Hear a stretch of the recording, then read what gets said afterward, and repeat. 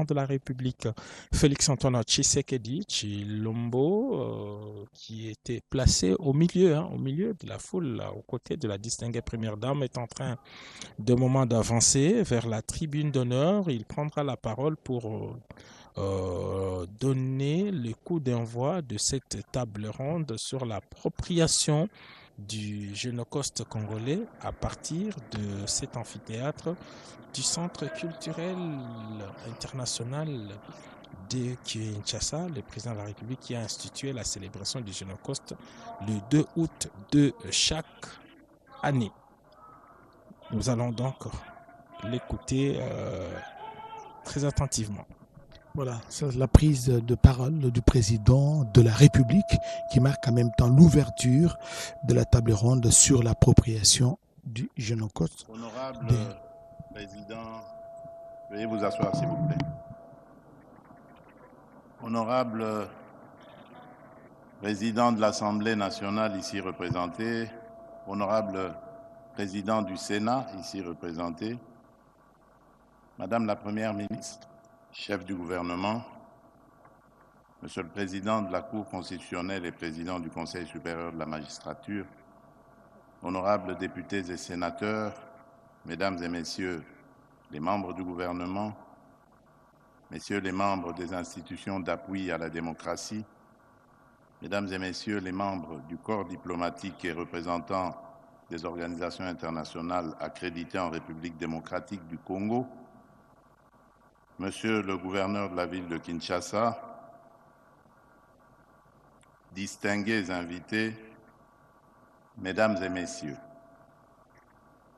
le 2 août 2023, je présidais, non sans émotion et chagrin, mais surtout avec détermination et résilience, les premières commémorations nationales du Génocoste, journée solennelle dédiée à la mémoire des dizaines de millions de Congolaises et Congolais victimes au cours des dernières décennies d'actes indescriptibles de barbarie et de cruauté. Ces actes, orchestrés par certaines puissances régionales et leurs complices internes, ont été motivés uniquement par leur obsession à exploiter illégalement et contre nos intérêts les ressources naturelles de notre pays, à occuper nos terres par la destruction ou la déportation forcée de certaines communautés locales dans le seul but de déstructurer notre identité nationale. Depuis lors, de Kisangani à Kinshasa et sur l'ensemble du territoire national, notre peuple s'est engagé avec détermination dans une démarche mémorielle, répondant ainsi à un devoir sacré de vérité et de justice. À l'approche des troisièmes commémorations prévues le 2 août 2025, il m'est apparu indispensable d'inscrire durablement dans notre mémoire collective, en tant que nation et en tant que peuple, cette tragédie injustement imposée à notre pays dans l'indifférence coupable de la communauté internationale.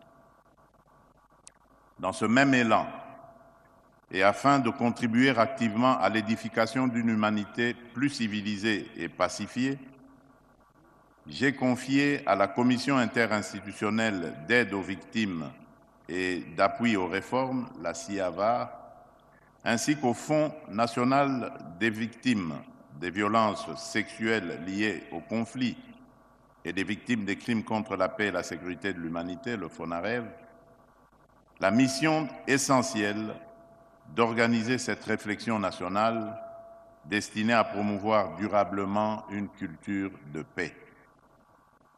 Cette table ronde, placée sous le thème « Engageons-nous à l'appropriation collective du Génocoste, à la reconnaissance internationale du génocide commis en République démocratique du Congo et à la promotion de la culture de la paix », nous interpelle tous.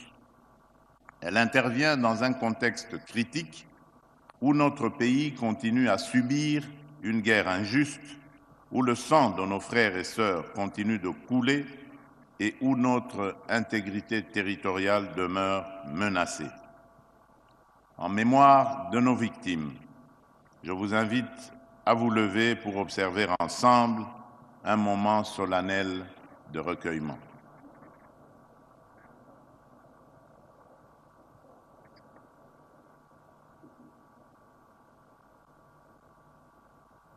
Je vous remercie.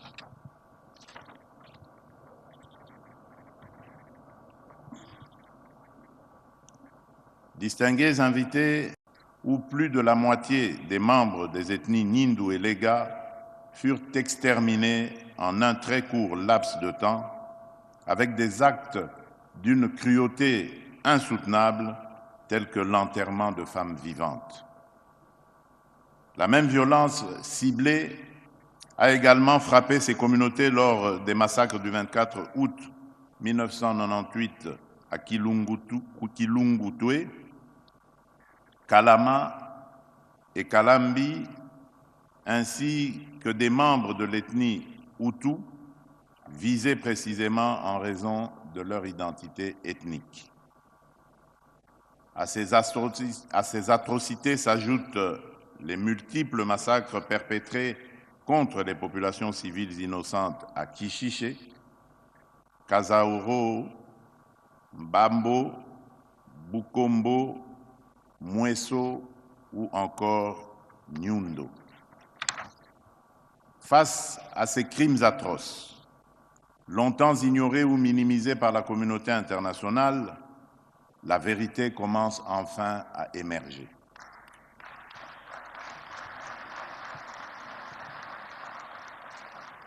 Divers rapports détaillés des Nations Unies, incontestables, ont clairement établi la réalité d'innombrables crimes et des violations massives des droits humains et du droit international humanitaire commis depuis 1993 sur le sol congolais. Ces actes atroces, perpétrés directement ou indirectement par certains pays voisins, en particulier le Rwanda, à travers des forces négatives qu'ils créent, forment, arment et soutiennent, ne laissent plus aucun doute quant à l'existence d'un véritable génocide dans chacun de ces tragiques épisodes. Il est évident que ces massacres s'inscrivent dans une volonté délibérée du Rwanda et des forces négatives qu'il dirige d'anéantir totalement ou en partie des groupes ethniques précis en République démocratique du Congo. Cette détermination est d'autant plus incompréhensible venant d'un pays ayant lui-même subi par le passé les horreurs d'une telle barbarie déshumanisante. Au lieu de perpétuer ces atrocités en d'autres lieux et d'autres époques, ce pays aurait dû logiquement rejoindre les efforts universels visant à promouvoir la paix, la dignité humaine et l'harmonie entre les peuples. Aujourd'hui, les nations prennent davantage conscience que cette tragédie humaine, sanctionnant certains hauts responsables au sein du gouvernement et du commandement militaire du Rwanda, ainsi que des responsables du M23 AFC. Je rappelle toutefois que notre combat pour la vérité et la justice est loin d'être achevé. À cet effet, j'annonce la mise en place imminente d'un groupe interdisciplinaire d'experts chargé d'évaluer de manière rigoureuse et systématique les préjudices subis et les pertes humaines liées aux crimes de masse, notamment ceux relevant spécifiquement du génocide perpétré sur le territoire de la République démocratique du Congo.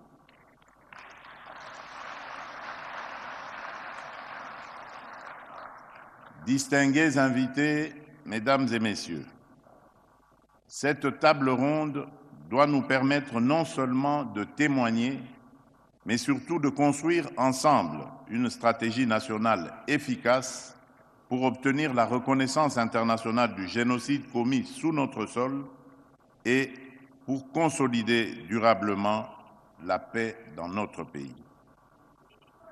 La République démocratique du Congo, fidèle aux engagements internationaux pris, notamment à travers la Convention sur le génocide et le statut de Rome, ne ménagera aucun effort pour que justice soit faite, pour que la dignité de nos victimes soit restaurée et pour que l'histoire vraie de notre pays soit enfin écrite par les Congolais eux-mêmes.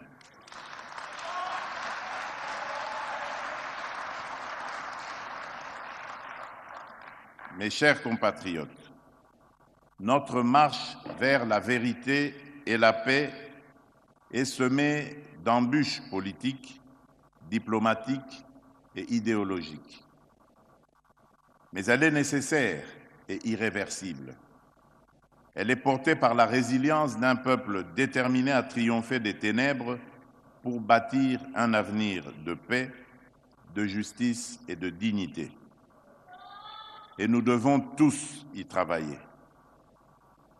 En ouvrant officiellement cette table ronde, je nous invite tous à être à la hauteur de cette responsabilité historique. Puisse la lumière de l'espoir éclairer à nouveau nos vies meurtries et que la paix et la justice guident nos pas sur le chemin de la guérison parce que c'est encore possible.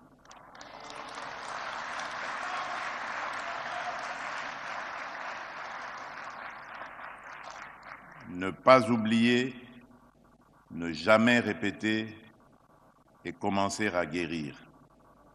Plus jamais seul, que Dieu bénisse la République démocratique du Congo et son peuple. Je vous remercie.